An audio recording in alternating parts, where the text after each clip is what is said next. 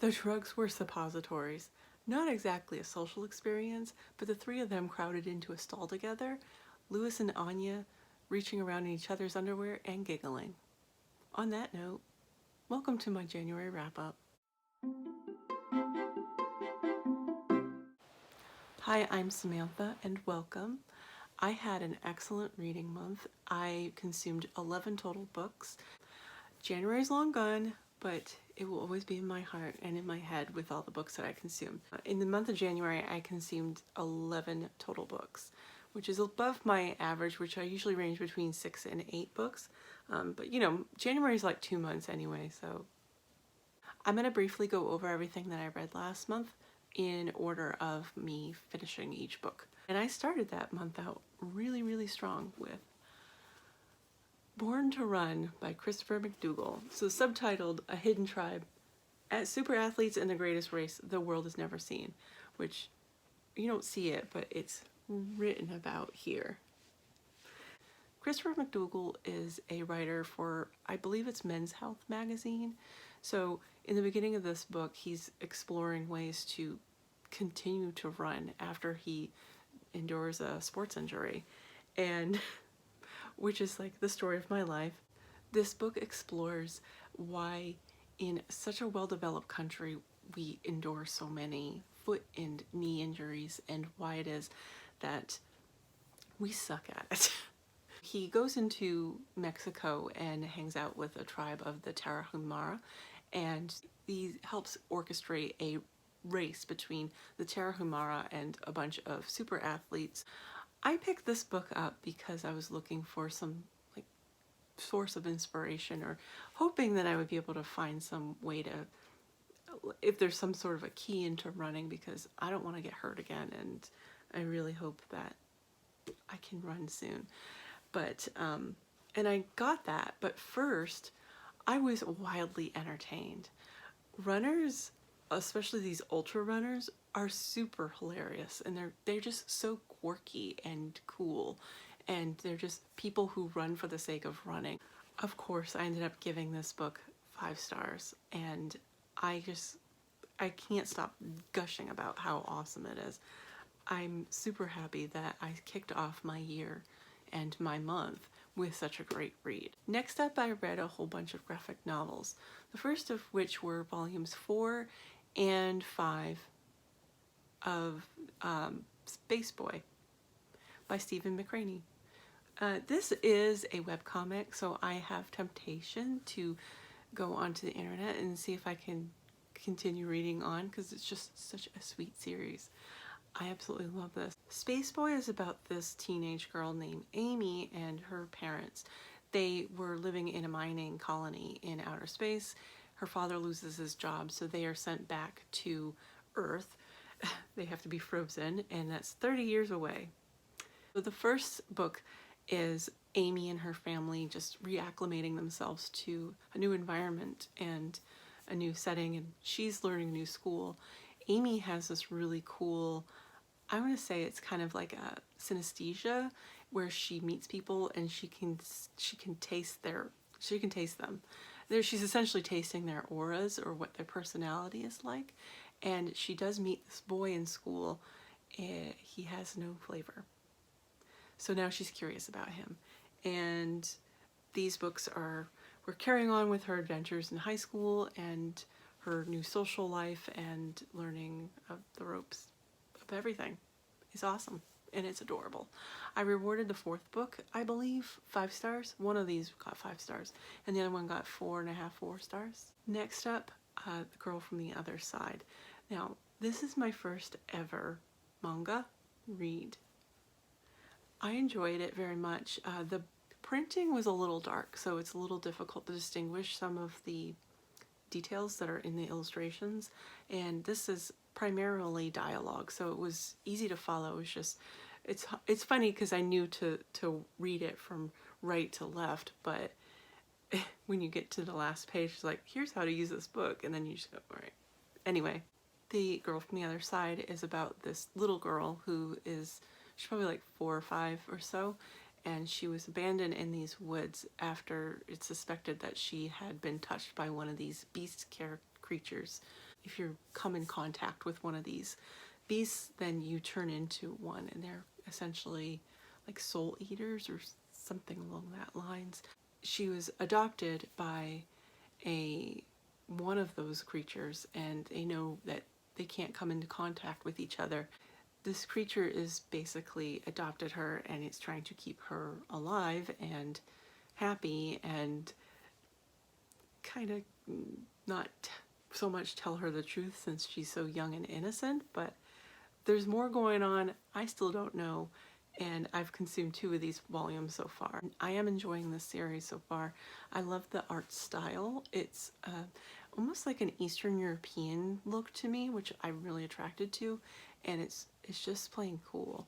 And I want to know where this story's headed, so I'll continue on with this series. I think I gave both of these books 4 stars.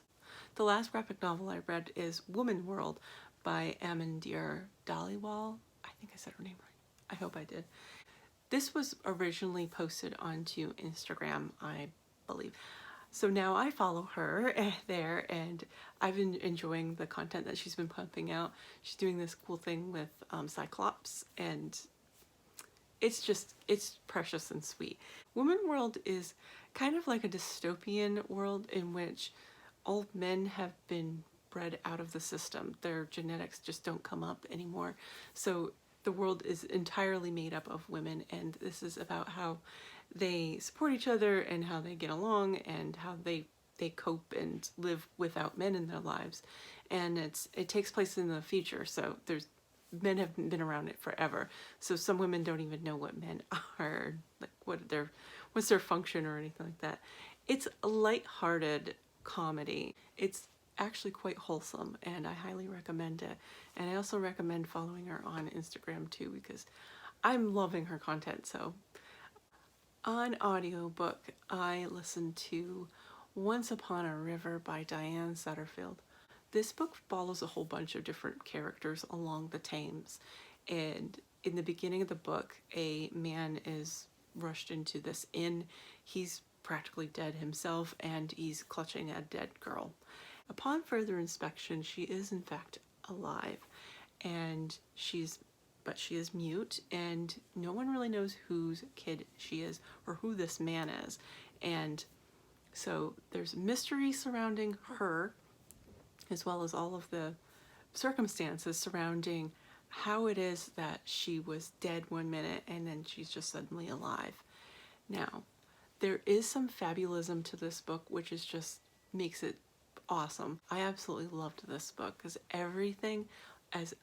even though everything has this fabulous tone to it, everything has a reason and everything is explained in the end, and it's just super awesome. This is a great example of excellent storytelling, and it blew me away, so 5 stars. Shortly after that, I listened to Susan Cooper's Oversea Understone, and this is a part of a 4-part book series.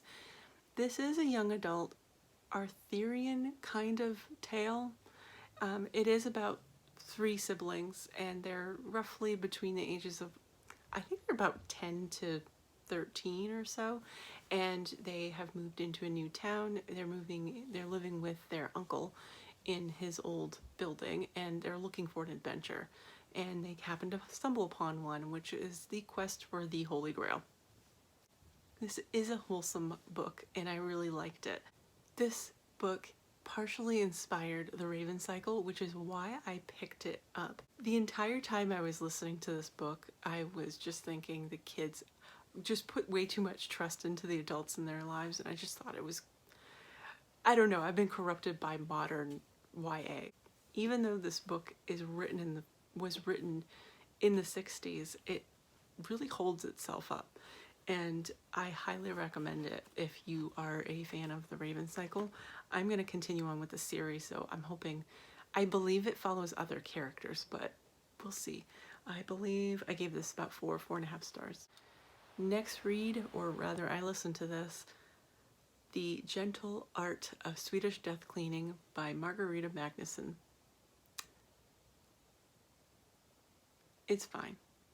So the point of this book is to clear out clutter that is inherited from the loss of a loved one, or also to prepare your crap for what you don't want your family to have to endure. So it's really meant for people who are either they're at the end of their lives or are expecting the end of their lives any minute, or, you know, essentially downsizing, or for people who are retiring and they're going to be moving into a smaller home.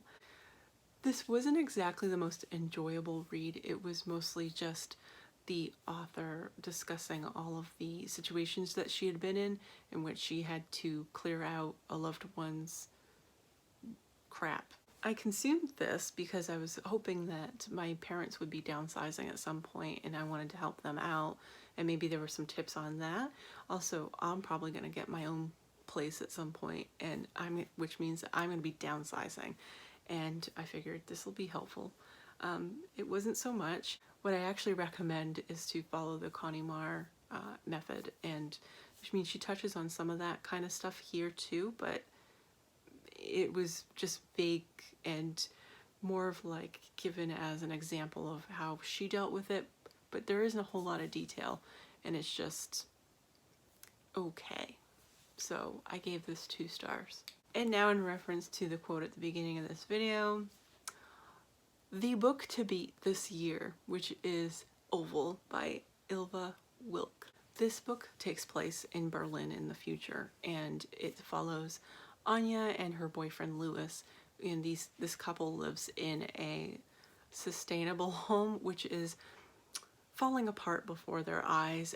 The corporations that are running this housing unit are not maintaining it as much as they promised to. This book is about corporate takeover and how it's not only ruined the economy to the point where housing is unaffordable, homelessness is rampant, and people aren't able to sustain their basic needs. They've also ruined the environment to the point where there are no longer seasons. You could have snow one day and then it'll be 100 degrees over in the next. It's unpredictable. The book cover discusses a drug that he invents, which comes up as a plot point later on in the book, and really like things really start to unfurl at that point. If you do go into reading this, it's not about the drug at first. It's really about their strained relationship and how he's kind of acting kind of weird and she doesn't really know what's going on. So she's been consulting with her friends, who are the coolest people. I absolutely loved this book. It's written in this super smart yet casual way, and the characters are just plain freaking cool. I want to hang out with them. Dom and Laura are these siblings. Dom's invented this snarky weather app, which you get updates throughout the book, and Laura makes a living by betting on The Bachelor.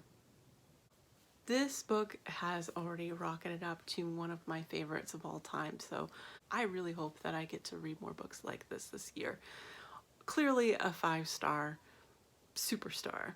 And finally, The Children of Virtue and Vengeance by Tommy Adeyemi. This is young adult fantasy, and it's set in this world in Africa that's known as Orisha. In the first book, The Children of Blood and Bones, we follow Zélie and Zane, who are these siblings in this fishing community.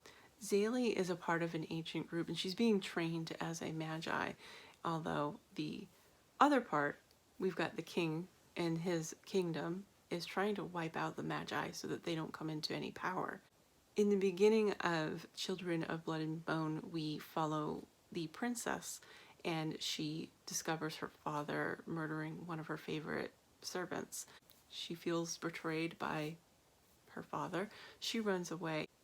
She takes a scroll with incantations that can help bring magic back. She runs off.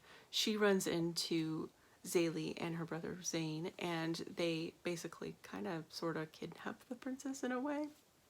So now these kids are on a mission to bring magic back into the world. At the same time, they're being hunted down by the prince. Great. What I didn't like in the first book was pretty much tailored in this one. The first book, I think the main complaint was the romances were just too much. They were a little bit. And I was having issue with the pacing. it took me forever to get through that first book because it was just action, action, action, action, action. It was like we just could not take a breath. This one, the pacing is so much better, and I absolutely loved it. The ending kills me, and I can't wait for the next book. So I'm hoping that we get that soon. 4 stars, 4.5 stars. So that's it. Goodbye, January. I had a great run. I hope that you had a great run too. What did you read? What are you looking forward to in February? I'd love to know. I will be seeing you soon. Thank you for watching.